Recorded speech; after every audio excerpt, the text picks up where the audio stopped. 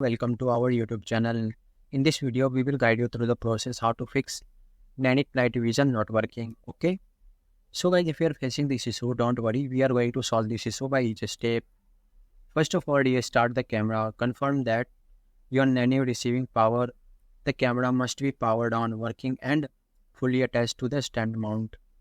Locate the proceed button on the back of your Nanit Pro camera. The button is located to the left of the USB-C port on the back of the camera. Okay. A long press more than 10 seconds will reset the camera. If reset was successfully, the status blue will start blinking. Okay. Then ensure that the night mode is activated. How to activate the night mode? Open the Nanit app on your device. Visit the Nanit Live tab.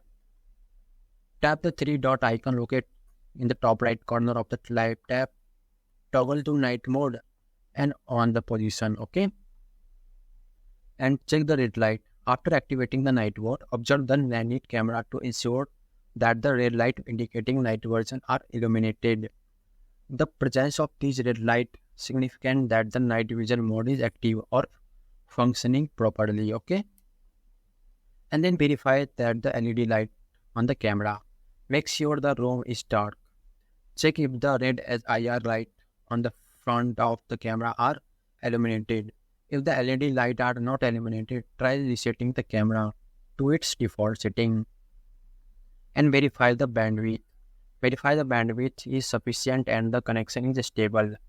Nanit recommendation a minimum of 2 Mbps upload speed for optimal performance. Test your internet speed. Like go to this website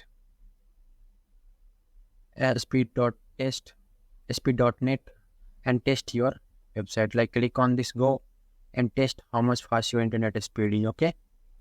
Like this is showing my current internet speed 23.